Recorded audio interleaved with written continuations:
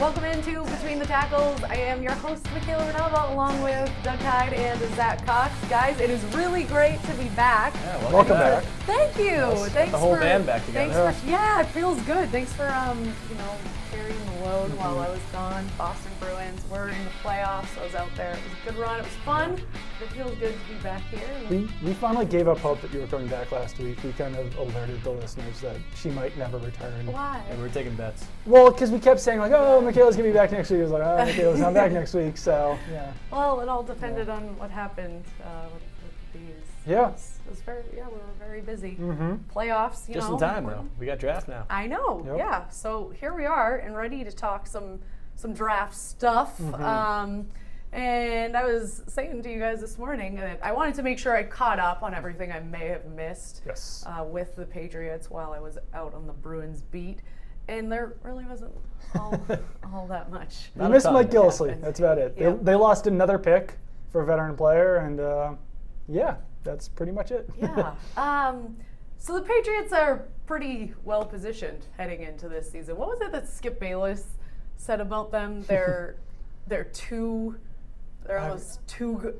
I forgot what the exact word is. But the wording of it was. And it's true. They do have by far the most loaded roster in the NFL right now, like top to bottom, first team, second team. I saw a tweet. I forgot who tweeted it out. It might have even been you. I don't know who it was. But they basically said that the Patriots' second team offense is better than anyone else's starting offense in the AFC East. If you have like Jimmy Garoppolo and then Dion Lewis or Rex Burkhead, and then you've got Chris Hogan and Malcolm Mitchell, and then you've got Dwayne Allen. It's just ridiculous. That wasn't me, but I'll take credit for it. Yeah, there you go. Yeah, Perfect. and I mean, I've seen people say too that they can't remember a time in recent history where a Super Bowl champion has gone out and gotten this much better over their 2 months. They won the Super Bowl 2.5 months ago, and they're already a far better team, which is staggering. Yeah, but it's unbelievable. And I mean, have to think that it's probably they want to win another Super Bowl in Brady's window, obviously. So let's look at the draft. I mean, what do you think they'll do with number 72? With there not really being a very pressing need. Yeah, I think that the number one need on the team is still pass rusher because all they have at that position, as far as like pure defensive ends go, are Trey Flowers, Rob Ninkovich, Coney Ealy, and Geno Grissom. So they usually like to roll with at least 5 defensive ends. So you figure that they need at least one more guy in that role, probably 2 or 3 just to enter training camp with, especially since Geno Grissom is more of a special teamer. Obviously, they've got other pass rushers on the roster. They've got Shea McClellan, they've got Kyle Van Noy, they've got Dante Hightower. But ideally, you want those guys who are 265 or 270 pounds to come off the edge. So I think that's their number one need. And good for them in this situation. Pass rusher is very deep in this draft. So even if they don't get that at number 72, they might be able to get it at number 96 or, with their 4th round picks in there. Yeah, well, in your mock draft that we have on NESN.com, you do not have them taking the pass rusher with the number 72 pick. You actually have Sidney Jones, cornerback out of Washington. Yeah. So I guess why is that? And then I'll see what Zach's opinion is. Well, right now Sidney Jones is ranked on CBS Sports around that like 73, 74 mark, and they're pretty accurate with their rankings.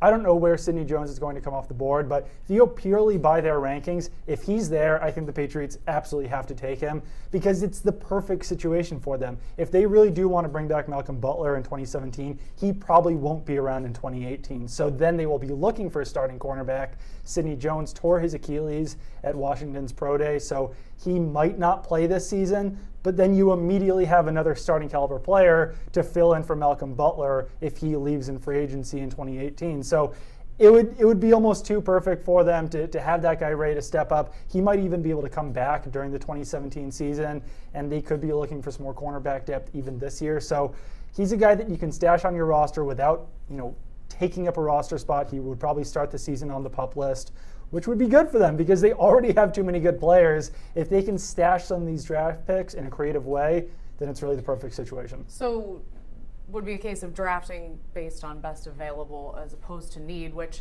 we'll get to could be a good safeguard against draft busts. We'll look back a little bit at some of those. But first, Zach, what do you think? do they go with best available or go with the pretty much only need they have to fill in the roster right now? Well, I mean, 72? I think it's going to depend on how good the best available player is. If it's a player like Jones, who was talked about as a potential first-round pick before he tore his Achilles, then I do think they could very easily go in that direction, especially because there aren't any, even though they do need a pass rusher, their defense isn't going to crumble if they don't get another top-line pass rusher. So I think it's in their best interest to try to get the best player possible at that position, or potentially at linebacker where they can upgrade some of their depth behind Dante Hightower. But yeah, I could definitely see it going in that sort of direction, and it could be a similar case, maybe even the next round down with a guy like Jake Butt, the tight end from Michigan. I believe he hurt himself in the Orange Bowl, or it might have been the game before that. Yeah, it was in their bowl game. Yeah. Yep, tore his ACL. He was talked about as a potential first-round talent. There's a ton of tight ends in this draft. He could slide all the way down to the 4th or even 5th round. A guy like that's still around. It would definitely be beneficial to take someone like that. But we'll see. There's a lot that can happen in 71 picks. So it's kind of hard to map out right now. It's a lot more difficult than saying who might be around at 32. Yeah. So if Sidney Jones is not available at 72, what do you think they use that pick for? Do they then defer to defensive end? I mean, if there's still a quality defensive end available, I think they certainly could. But I think they are in a position there at 72 where they probably could just take the best available player.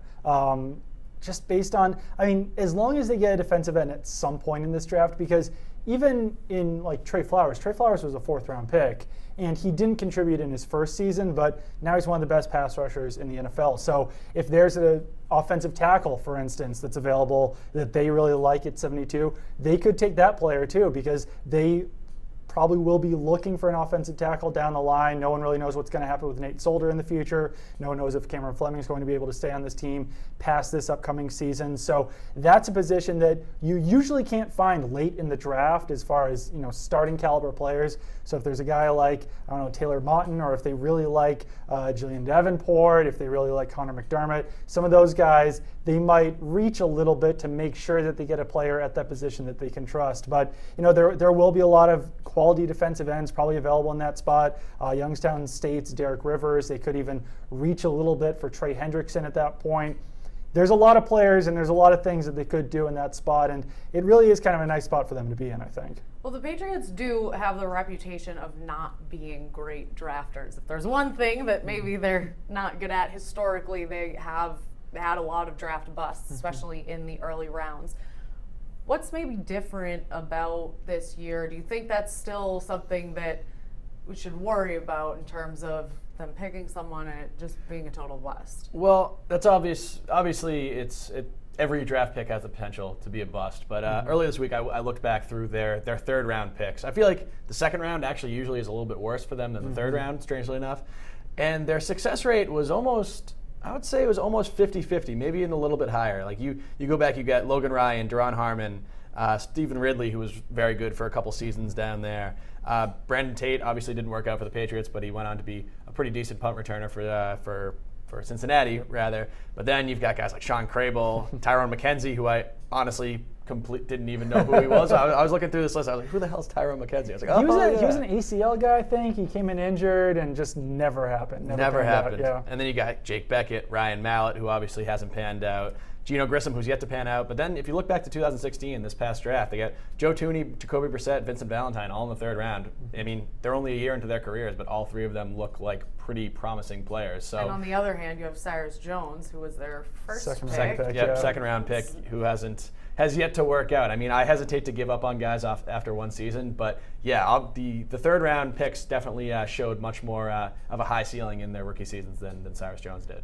Maybe 3 is the magic number in terms of rounds when it comes to the draft. And they've got 2 of them this year. They've got 2 of them. Yeah. All right. Well, we'll see how this all shakes out. But just looking at the one guy that I missed that joined the roster while I was away with the Bruins, Gillislee. Why are the Patriots? We've already talked so much about a lot of other players, Stephon Gilmore, who they're kind of breaking the bank for. Why are the Patriots paying so much for running backs this season? It is curious because as far as running backs go in the NFL, they are not paid very highly at all. The only positions that are paid less than running backs on average are fullbacks and long snappers. So that kind of shows you where they are in the rankings. Even kickers and punters on average are paid more than running backs. Meanwhile, the Patriots are paying over $3 million now for James White, Rex Burkhead, and Mike Gillislee. So this might be a situation where Bill Belichick sees running back contracts going down, and he's already thinking ahead in the future, saying, all right, well, there's some players like Ezekiel Elliott, there's some players out there who are worth this kind of money. Maybe I'll pay a little bit extra for running backs that I really like to ensure that I get them and not let them walk away. Because if you're paying a little bit extra to bring a cornerback in, for instance, you're probably, paying another $1 million, another $2 million to bring him in and make sure that you get him. For a running back, you're probably only paying an extra $100,000 or $200,000 to make sure that you get that player. So I don't know. We'll see how it works out. I don't know how they're going to give 4 running backs, the kind of reps that they all deserve, but Mike Gillislee was an analytics favorite. Rex Burkhead was an analytics favorite. James White was an analytics favorite. So even though guys like Burkhead and Gillislee weren't used that much last season with the Bills and Bengals, they have yet to probably live up to their promise. At least that's what Bill Belichick is hoping. So, pay them a little bit extra, see if they live up to that potential. And even if it doesn't work out, all you're really wasting is $3 million, which in the grand scheme of things, with the way that the salary cap is at this point, is not that much money. So kind of nothing to lose, but I mean, at the same time, the Ezekiel Elliott's of the world are few and far between.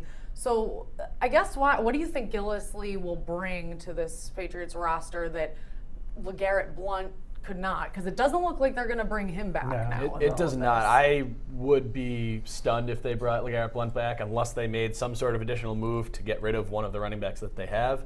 But I think Gillislee, probably to the chagrin of Rex Burkhead, is going to come in as the Patriots' number 1 lead back, their early down back. He has the size to run between the tackles. He's not just a receiving threat like James White is, or kind of a scat back like Dion Lewis is. He has the potential to be a power back, not a LeGarrette Blount level power back. He's not that big, but he's coming off easily the best season of his career in Buffalo, backing up Shady McCoy. And I think he's a guy that a lot of people liked coming into this offseason. And obviously, the Patriots valued him if they're willing to pay him this much money. Obviously, the Bills didn't quite value him that much. I mean, because of the fact that I don't think he was going to surpass LaShawn McCoy in that depth chart. But it is a curious question how they're going to keep these 4 running backs happy. I mean, it's hard enough last year when they had to, at the tail end of last year, where they had to divvy up carries and touches between 3 running backs, plus all the wide receivers they have, plus Rob Gronkowski, plus Dwayne Allen. There's only so many snaps in a game. Yeah. I mean, if you reach a point where there's just not enough football to go around between these guys, which now brings me to wondering whether there's another shoe to drop. And if there is another shoe to drop, you have to wonder what Dion Lewis's future is looking like, because they just paid Burkhead, Gillislee, and James White a whole bunch of money. Dion Lewis is still making just north of $1.5 million. He's in the last year of his deal.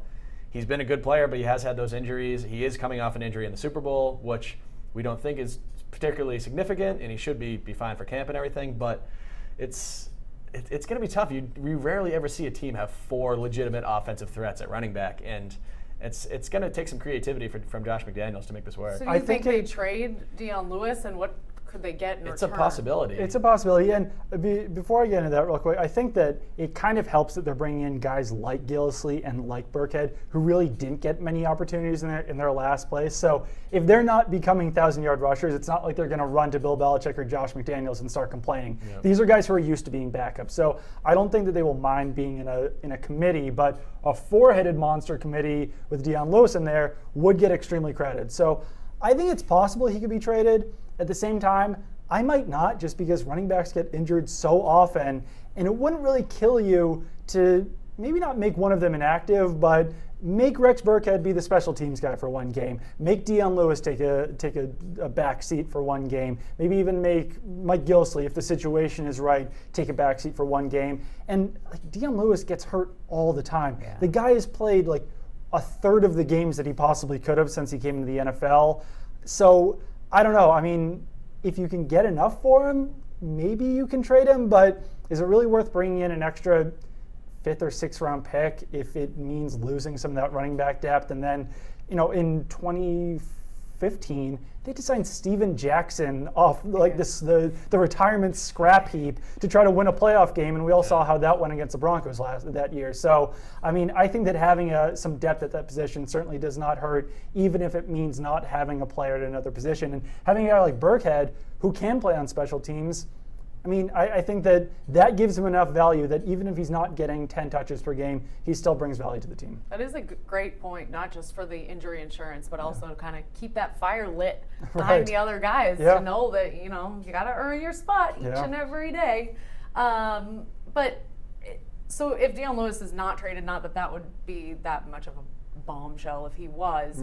But Zach, you had said earlier, you kind of, when I was saying there hasn't been a whole lot of news in the Patriots world lately, but like getting a little slow right now, and they are so well positioned and well rounded right now, don't really need anything, so it's kind of tough for us to talk and analyze because they don't have anything they need to fill. But you said you think something big is coming. Is this like someone who can kind of like sense a rainstorm, like your joints start to tighten up? I don't know if I'll say something big, but I don't know. I just have a feeling like something's going to happen with this team before pick number 72. I feel like they're going to move up somehow. They're going to make some sort of move. I don't know. It just feels weird for this team with as busy as they've been ever since the league year opened last month. I don't know. I don't have anything to really base this off. This is just kind of spitballing, but I don't know. I have the sense that we're going to be sitting in here tomorrow night getting ready to cover the draft, and we're going to get word at 6:30 p.m. that the Patriots have traded X player for the number 45 pick or something like that. So nothing bombshell. No, I don't think there's going to be a Jimmy Garoppolo trade or anything like that. I don't think Malcolm Butler's going to get traded. I just feel like something's going to happen. All right, so what then? I thought maybe if something big, I thought maybe that was what was on your radar, is maybe these guys aren't actually staying put. No, I mean, well, I'll say that I don't think Malcolm Butler is going to get traded to the Saints because it doesn't sound like that's going to happen. Maybe another team will come out of nowhere and want to toss something out for him. I don't know. I got some intuition going on right. Maybe it's just wishful thinking that I want something to happen. I don't want to sit around for 71 picks waiting for the Patriots to do something. But I don't know. Stranger things have happened. I mean, I do still think that Butler can be traded. And, you know, the Saints did say that they don't want to trade, or the report out there is that they don't want to trade one of their first 3 picks. So it seems kind of unlikely that it would be a Butler for number 32. But I don't know if the Patriots throw in another draft pick, if they throw in a Dion Lewis, then maybe that wouldn't make the Saints look so bad to trade one of those picks, even after saying that they wouldn't do it. So, no, I mean, I think that there are still some things on the table. It really doesn't look like Jimmy Garoppolo's going to be traded at this point, but I don't know. That would be the bombshell. That would be the bombshell. And we'll get into the Browns a little bit later, but I don't know. I mean, if I'm the Browns, I still look to it. Yeah, let's do it. Let's get into the Browns. Because what are they going to do? I mean, the Browns have the reports out there are that the Browns are willing to trade up from number 12 to take a quarterback. So if they're willing to give up more than number 12 to get a quarterback, bring in Jimmy Garoppolo. Who cares how much money it costs? They have like $70 million worth of cap space at this point. The money that it would take to bring Garoppolo in, it doesn't even really matter because of how much cap space that they have and the amount of cap space that they'll be able to bring over into next year. If it takes a couple first-round picks, if it takes, I don't know. The guy's a sure thing. Mitchell Trubisky looking like a past, never mind. Yeah, I don't want to get into personal things with Mitchell Trubisky, but I don't know. I just think that Jimmy Garoppolo is worth so much more than Mitchell Trubisky or Deshaun Watson or any of the other quarterbacks. And they have a fortress of an offensive line that they've built up now. They need someone good back there. If you're willing to give up the number 6 pick for a guy that you know is probably not going to start until 2018 at the earliest, why not? I mean, it all depends on what the Patriots are asking. If they're trying to give up 2 first-round picks for Jimmy Garoppolo and the Patriots are saying, no, there's only so much you can do. But, yeah, I mean, if you'd rather say trade the number 12 for Jimmy Garoppolo or trade up to number 6 to get Trubisky or Watson or Mahomes or whoever, I think that's a no-brainer. Yeah. Do you think the Patriots hold on to Jacoby Brissett as well, or is there any chance that he could be on the move? Because before last season, they haven't usually carried 3 quarterbacks. So I think they keep him around. There's just so much value in having a backup that knows the system. At the same time, they have shown interest in guys like Nathan Peterson. So that's his name, Peterman, not Sin. Yeah, so I don't know. I mean, I guess it could happen, but I just don't know how much value he has after starting, what was it, 2 games and basically being a very, running very quarterback. dumbed down offense. Yeah. I don't think. I mean, I think it's something that they could surely consider if the right offer comes on the table, but I don't think anybody's going to offer them. I mean, even if you get like a 2nd-round pick, that would be fantastic. Even a 3rd-round pick, they'd probably take. But you just drafted this guy in the 3rd round last year. He looked pretty good. Jimmy Garoppolo could be gone in 2 years. Yeah, I think they probably want to keep him around. All right, I'll just say, by the way, Mitchell Trubisky looks like a washed-up child star. Oh, all right. Just look at him. Look at him. I'm not a fan of the name change. The mid-draft process name change is kind of it soured me on Mitchell. Doesn't this guy look like he was like a 90s 8-year-old who was like a big actor, and then he grew up and looks a little bit off? Jeez, Doug, you're harsh. Producer Marc, make sure we get some Mitchell we need to get Trubisky pictures in here. I mean, you have to agree with me, right? He looks like he could be a great child actor. Yeah. He looks like he could have been an extra on Full House. Yeah. Or no That's problem actually, with he that. does have a very Full Housey face. Yeah. There's not, I mean, there's certainly not. That could have been the kid in Blank Check or something, right? There could be worse things that you could say. Yeah. It's you're not at least. Blank I mean, Check, throwback. Yeah. Maybe, all right. So, I mean, maybe if things don't go well for him in the NFL, then he can go back in time and become a child star. Screen. I mean, he still looks young enough that he could do Twilight or something like that, those. Yeah, he could. Young adult. He's got some Lautner in him, maybe. Yeah. Yeah, but he's a good-looking guy. Is basically what you're saying. Yeah. Looks like he belongs on a red carpet and maybe in Full House. All right. Anyway, Doug digresses. Yeah. Elsewhere around the league, Marshawn Lynch to the Raiders. Thoughts on his return, the return of beast mode? It's interesting. What did they do? Swap 5th and 6th round picks for him? So, I haven't seen the exact terms, but it's pretty much they basically got him for free. I mean, it was a very small late round trade, and it's kind of been in the works for a while. We've been hearing about it for a month now. I have no idea if Marshawn Lynch has anything left in the tank. That's I mean, what I'm I don't know There's if so he's much being talked about with this, but it's kind of like he doesn't strike me as a guy just with the kind of persona he gave up during his playing days. He doesn't strike me as a guy who would retire and then continue to be in the gym working out at an NFL level for a full year. So maybe he has, and I'm wrong, but he doesn't. I don't know. I'm interested to see if he's still in anything resembling NFL shape. Obviously, the Raiders think so, or they wouldn't have gotten him. But. Right, because I mean, they don't have Latavius Murray anymore, so they're really kind of banking on Lynch to be that guy. And I don't know. I mean, he wasn't great in his final season with the Seahawks. I guess they do have Jalen Richard and Tywan Jones in there. So if things really go south, DeAndre Washington too, then they could count on one of those guys. But I don't know. If I'm the Raiders, I feel like I'd almost rather just pick up LeGarrette Blount for short money.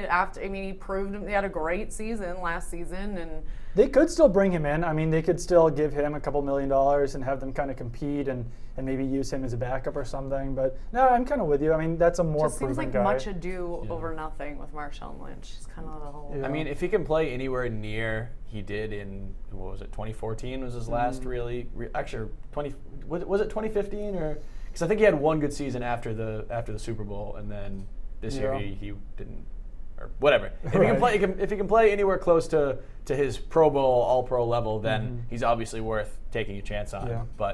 And I guess you have to think the Raiders have done their due diligence. So I'm excited to see. It'd be good to see Beast Mode back in the league.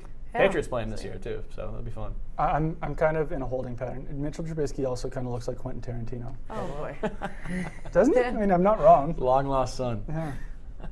That is Quentin Tarantino. I hope you get a chance to meet Mitchell Trubisky at some point. Just tell him all my thoughts on his face. Yeah, we'll just see how. I got a problem with your man face. crush going on here? I don't know. Maybe a little bit. Nothing wrong might with go that. the other way on this one. I don't know. You don't like him. I don't know if I like. A little like. sour. Yeah, a little sour. On him. A little sour. Yeah. The whole Mitchell thing. Your name was Mitch for your name Mitch was like 4 years, and you changed it to Mitchell all of a sudden. Yeah, see, it's a weird move, I can't get right? down with the name change. Yeah. Well, like, wait, what his if I name was just Mitch? Yeah. And he legally changed it to Mitchell? No, he just just said I prefer to be called Mitchell now. Yeah, this was like a month ago. Like, but if his name's Mitchell, yeah, but and what he if I likes just to go by Mitch? What if I made you start calling me Douglas out of nowhere? I was like, no, I'm a professional now. I'm Douglas. You'd be like, what the hell's wrong with Doug? Zachary right? Cox and Douglas Cox. Yeah. Well, but maybe maybe some jerk back in the day painted him with Mitch, and he was like, I never wanted to be called this in the first place, but I've just been being walked on my whole life. You know, then I don't know if he's ready to be an NFL quarterback. Is that that's like someone who, like, in draft day when none of his teammates came to his 21st birthday, if Mitch Trubisky became Mitch because some guy was bullying him, then is he really going to be an NFL quarterback, a premier starting all-pro quarterback? No, he won't. Have we looked at his Instagram page yet? No, I haven't. I like our budding rivalry with Mitchell Trubisky. Yeah. All right, we're gonna have to check that out and check out. You're really a Mitch apologist, though, Michaela. I mean, I think he's innocent until proven guilty. Like, what has he done? He's done nothing wrong. He looks a little bit like a movie star. I feel like a former child star for some reason. Big it's difference. just No, I'm sure he's a good guy. I have no problem with him. I am saying this in jest. I do think that he's probably really? a good guy. I thought this was I just want to clarify. Okay. We'll bring him on next week to defend himself. Don't want Mitchell Trubisky to get him on the come line. after me. Yeah. Oh, we probably will. Well, whatever. He can come after me. All right. Well, as much as I feel bad about Mitchell Trubisky being under siege by Doug right now, I'm coming after you, Mitch. Also feeling badly for Teddy Bridgewater. Vikings not picking up his option. Yeah, that's kind of interesting. Yeah, I think it's understandable. At least worth noting. Yeah. It's worth noting. It's understandable from the team's perspective, just with how bad of an injury he got last year. Yeah. He didn't play at all. He might not even be ready to play to start this season. I mean, I can see the team not wanting to dedicate all this money to him when they don't even know whether he'll be, I mean, God forbid, I mean, fingers crossed, you hope he's going to be okay, but there's a chance that he could never really be back at the level that he was before. Yeah. And the team's got to be careful with all that money. So it makes sense. It's unfortunate for him, but it makes sense. It does. It makes sense from a business standpoint, certainly, but just to see a player who was doing as well as he was before in that injury. Yeah. Remember there was talk about if the medical staff hadn't acted the way they did as quickly as they did, he could have lost his leg. Just, I mean, obviously you never want to see any great player get injured. It makes things kind of interesting, though, because the Vikings now could want a starting quarterback. They could be looking to draft a quarterback again because, I mean, they gave up a lot for Sam Bradford, but if there's a guy in the second or third round, I think that they would probably have to jump on that guy. The other thing is that Ian Rappaport tweeted out that if Bridgewater starts the season on the PUP list and then never comes off, his contract tolls and he would actually still be on the Vikings roster in 2018. So I'm sure that's not what Bridgewater's hoping. I'm sure that's not really what the Vikings are hoping because you do want to get him healthy and playing again. But that would be pretty interesting. And that's a guy that, I don't know, if he is healthy by the time 2018 rolls around and if his contract doesn't toll, he's another future potential starting quarterback that the team could acquire going into next season. Yeah, so there's a lot of kind of dominoes falling here with the Bridgewater situation that are kind of interesting, I think. Yeah, if I were the Browns, I would definitely roll the dice on him. I mean, right before the injury. Yeah. If you give up little to nothing for Teddy Bridgewater, maybe just go for it. I don't know. Yeah. Lastly, just GAREON. GAREON or GAREON? GAREON Conley? GAREON Conley. Very interesting situation. Yes. Yeah. Do you think, what do you think? Any team's going to roll the dice here with this one? It's a tough situation because the year before was the Al Collins.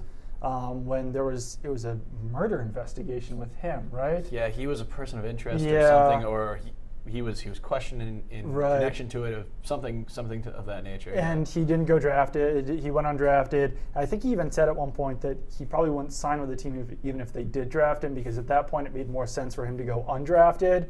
Last year, the year before, there was also who was the Baylor defensive end? Sean Oakman went completely undrafted, never signed on with the team when there was a sexual assault case with him.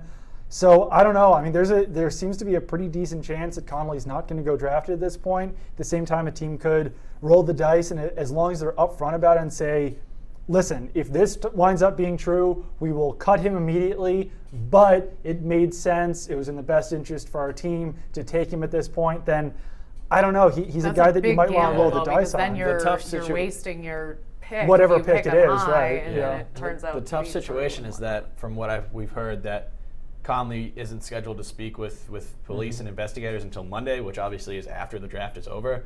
So teams really don't know either way right now which way the situation can go, and with all the stories that have happened in the league over the last couple of years with things of this nature, it's really hard to imagine a team taking a chance. I mean, Conley's a first-round talent. He was projected to go probably mid-first round, maybe even upper first round. But yeah, at this point, I don't see him. Maybe a team will take like a flyer on him in the 7th round, but it's not a good PR situation, and you don't know if he's actually going to be able to play. I don't know. I think teams are best off just staying away until this clears up, and then he can. I mean, Lyle Collins has gone on to be a pretty good player in the NFL after he was undrafted. So that's still a way you can go if this situation resolves itself and he's kind of cleared of charges. There obviously have been cases of high caliber talent that certainly was not worth the headaches for the team and sad situations. So this is actually a really dark and depressing note to end on. So do you want to instead say anything else about poor Mitch, our buddy Mitch? Here, can we? No, let's take shots at some other quarterbacks.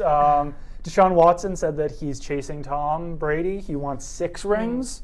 Deshaun Kaiser said that he has Tom Brady's brain. So that's a big statement. You've got to be able to back that up. Yeah, you really do.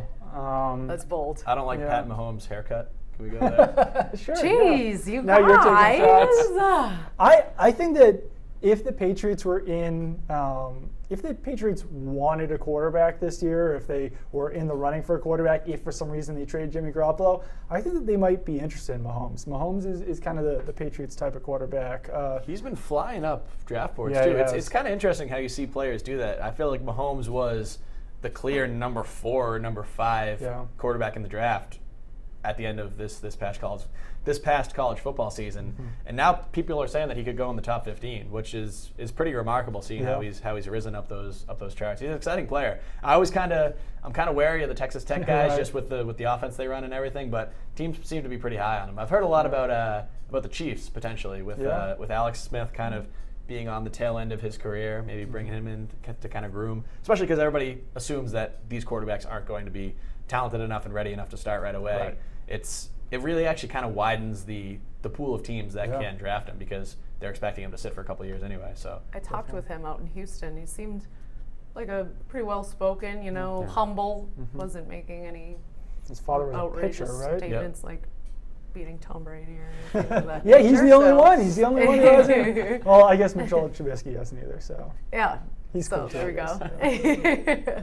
All right, guys. Any closing thoughts before we wrap this one up? I don't think so. No. Good to have you back. Yeah, good to have you back. Thank you. It's good to be back. Stay tuned for tomorrow, Thursday night draft coverage. We're going to be having Facebook Lives. We will most likely be here from the Nesson Studios unless the Patriots pull some chicanery and possibly out at Gillette and Stadium. And unless they have a pick in the first round, we will be here. We'll be broadcasting for you here. I believe no matter where we are, we'll be broadcasting no matter what. Here, we'll be in your house. We'll be on your screen. We'll be in the computer. We'll be invading your privacy. Yeah. But I think we're gonna have some Facebook Lives before the draft, some Facebook Lives after the draft. We'll have plenty of coverage. We got some people. Courtney Cox and Nick Goss are both down in Philly right now. They will be there for the draft. So be sure. They're boots on the ground in Philadelphia. We got it fully covered. Oh yeah, always do. All right. Great to be back. Good times. Great to have the band back together. Thanks for watching Between the Tackles. And in case we haven't told you enough, make sure to check in with us tomorrow. Back covered.